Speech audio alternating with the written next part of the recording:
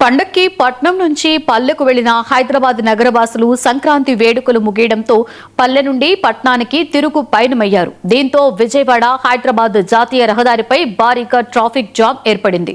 ఉమ్మడి నల్గొండ జిల్లాలోని పలు ప్రాంతాలలో జాతీయ రహదారిపై మరమ్మతు పనులు జరుగుతుండటంతో వాహనాలు నెమ్మదిగా కదులుతున్నాయి. మరొకవైపు పంతంగి టోల్ ప్లాజాలో 11 బూత్ల నుంచి సిబ్బంది వాహనాలకు అనుమతి ఇస్తున్నారు. వాహనాల రద్దీకి సంబంధించిన మరింత సమాచారాన్ని మా సీనియర్ కరెస్పాండెంట్ రామకృష్ణ అందిస్తారు. జాతీయ రహదారి 65 పై వాహనాల రద్దీ కొనసాగుతుంది.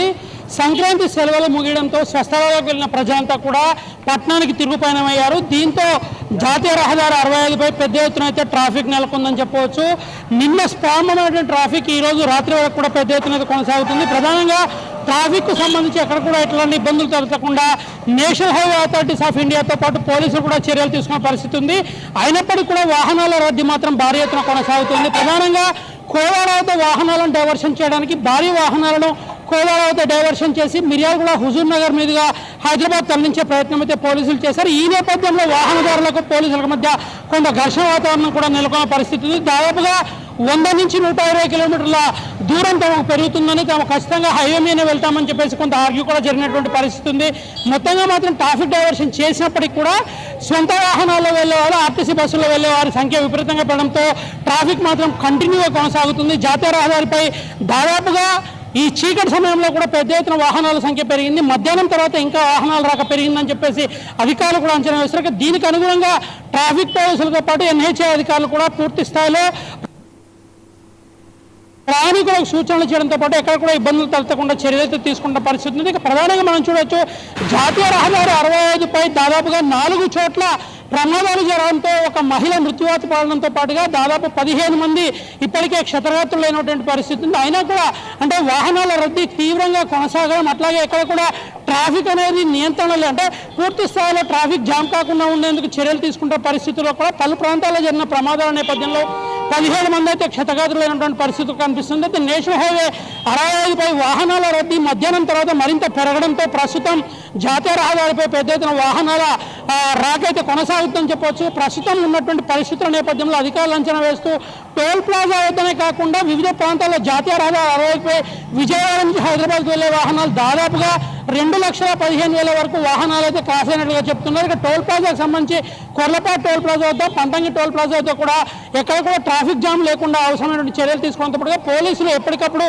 పరిస్థితిని పర్యవేక్షించడానికి డ్రోన్ కెమెరాలతో ట్రాఫిక్ను అంచనా వేయడంతో పాటుగా ఎక్కడైనా వాహనాలు రోడ్డుపై ఆగినా కానీ లేకపోతే ఎలాంటి ప్రమాదాలు జరిగినా కూడా వెంటనే ట్రాఫిక్ను క్లియర్ చేయడానికి అనుగుణంగా క్రేన్లను కూడా ఉపయోగించి పూర్తి స్థాయిలో చర్యలు తీసుకుంటున్న పరిస్థితి ఉంది. అట్లాగే జాతీయ రహదారిపై నెలకొన్నటువంటి ట్రాఫిక్ను ఎప్పటికప్పుడు పరిశీలిస్తున్న పోలీసులు అందుకు అనుగుణంగా చర్యలు తీసుకోవడంతో పాటుగా అంబులెన్సులు, అదేవిధంగా వీఐపీలు ఎవరైతే ఉన్నారో వీఐపీలు వెళ్తున్న సమయాలకు సంబంధించిన వీటిని కూడా ప్రత్యేకంగా పర్యవేక్షిస్తూ ఎక్కడ కూడా ఇబ్బందులు లేకుండా చర్యలతో తీసుకుంటున్న పరిస్థితి ఉంది. ప్రధానంగా మనం చూడొచ్చు, జాతీయ రహదారిపై కోదాడ, అదేవిధంగా సూర్యాపేట, కొర్లపాడు, చిట్యాల ఇట్లాంటి ప్రాంతాల్లో ట్రాఫిక్ పెద్ద ఎత్తున కొనసాగడం, ప్రధానంగా జాతీయ రహదారిపై పలు ప్రాంతాల్లో ఫ్లైఓవర్ల నిర్మాణాలు జరుగుతున్న నేపథ్యంలో ఫ్లైఓవర్లతో కూడా ఎక్కడ కూడా అంటే ఫ్లైఓవర్ నిర్మిస్తున్న క్రమంలో రోడ్లు కూడా కొంత నేరో రోడ్లు కావడంతో ఆ నేరో రోడ్ల కూడా ట్రాఫిక్ మాత్రం పెద్ద ఎత్తున కొనసాగుతున్న పరిస్థితిని గమనించి అవసరమైన చర్యలతో తీసుకుంటున్న పరిస్థితి ఉంది. ప్రధానంగా టోల్ ప్లాజా వద్ద నుంచి కాకుండా పలు ప్రాంతాల్లో ట్రాఫిక్ను కూడా డైవర్ట్ చేశారు. నాగార్జున సాగర్ రోడ్లో, అదేవిధంగా హుజూర్ నగర్ మిర్యాలగూడ హైదరాబాద్ తరలించారు. మరొక పక్కన చిట్యాల నుంచి భువనగిరి మీదుగా హైదరాబాద్ కూడా ట్రాఫిక్ అయితే తరలిస్తున్న పరిస్థితి ఉంది. డైవర్షన్ పాయింట్లు ఏర్పాటు చేసి పలు ప్రాంతాల్లో భారీ వాహనాలంటిని కోదాడ నుంచి హైదరాబాద్ తరలిస్తున్న పోలీసులు, అదేవిధంగా పలు సొంత వాహనాలు, అదేవిధంగా స్వస్థలాలు హైదరాబాద్లోని గృహాలకు చేరుకోవడానికి అనువైన విధంగా అవసరమైన ట్రాఫిక్ను డైవర్షన్ చేస్తున్నప్పటికీ కూడా వాహనాల రద్దీ మాత్రం పెద్ద ఎత్తున కొనసాగుతుందని చెప్పొచ్చు. దాదాపుగా 2 లక్షలకు పైచిలకు వాహనాలు అయితే హైవే మీద దాదాపుగా ప్రయాణిస్తున్నటువంటి పరిస్థితిని అధికారులు చెప్తున్నారు. ప్రధానంగా డ్రోన్లతో పరిశీలించడంతో పాటు ఎక్కడ కూడా ప్రమాదాలు చోటు చేసుకోకుండా అవసరమైనటువంటి చర్యలు తీసుకుంటున్న అధికారులు అందుకు అనుగుణంగా ప్రయాణికులకు సూచనలు చేయడంతో పాటుగా ఎక్కడ కూడా ట్రాఫిక్ జామ్ కాకుండా ఉండేందుకు పోలీసులు చేస్తున్నటువంటి సూచనలు పరిగణలోకి తీసుకొని తమతో సహకరించాలని, ఎక్కడ కూడా ఇబ్బందులు తలెత్తకుండా నేరో రోడ్లు ఉన్న పరిస్థితుల్లో అట్లాగే ట్రాఫిక్ కంటిన్యూగా అంటే జామ్ కాకుండా కంటిన్యూగా ట్రాఫిక్ వెళ్ళడానికి అవసరమైన చర్యలు తీసుకుంటున్న పరిస్థితి ఉంది. పలు ప్రాంతాల్లో జాతీయ రహదారిపై చిట్యాలతో పాటుగా పెదకాపర్తి అదేవిధంగా చౌటుపాడు ప్రాంతాల్లో కొంత వాహనాల అంటే ఎక్కడ కూడా జామ్ కాకపోయినప్పటికీ నెమ్మదిగా మాత్రం వాహనాల కంటిన్యూటీ అయితే కొనసాగుతుంది. ఈ కంటిన్యూటీ దాదాపుగా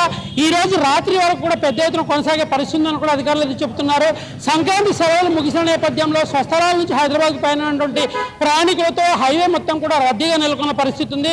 ఈ పరిస్థితి ప్రస్తుతం ఇట్లా కొనసాగుతున్న పరిస్థితి రేపు ఉదయం దాదాపు 11 గంటల వరకు కూడా కొనసాగే పరిస్థితి ఉందని అధికారులు అంచనా వేస్తున్నారు. ఇందుకు అనుగుణంగా షిఫ్ట్ వైజ్గా విధులు నిర్వహించడంతో పాటుగా ఎక్కడెక్కడ ప్రమాదాలు చోటు చేసుకోకుండా అవసరమైన చర్యలు తీసుకుంటున్నప్పటికీ కూడా హైవేపై జరిగినటువంటి 4 చోట్ల ప్రమాదాలు అయితే జరిగాయో ఇందులో ఒక మహిళ మృత్యువాత పడగా దాదాపు 17 మంది క్షతగాత్రులయ్యారు. అయితే ఈ రేపు మధ్యాహ్నం వరకు కంటిన్యూగా జరిగేటువంటి ట్రాఫిక్ నేపథ్యంలో ప్రమాదాలు కూడా చోటు చేసుకోకుండా అవసరమైన అన్ని చర్యలు తీసుకుంటామని అధికారులు చెప్తున్నటువంటి పరిస్థితి ఉంది. ఇది జాతీయ రహదారిపై ప్రస్తుతం నెలకొన్న తాజా పరిస్థితి. వీడియో జర్నలిస్ట్ జనార్దన్తో రామకృష్ణ, 99 టీవీ.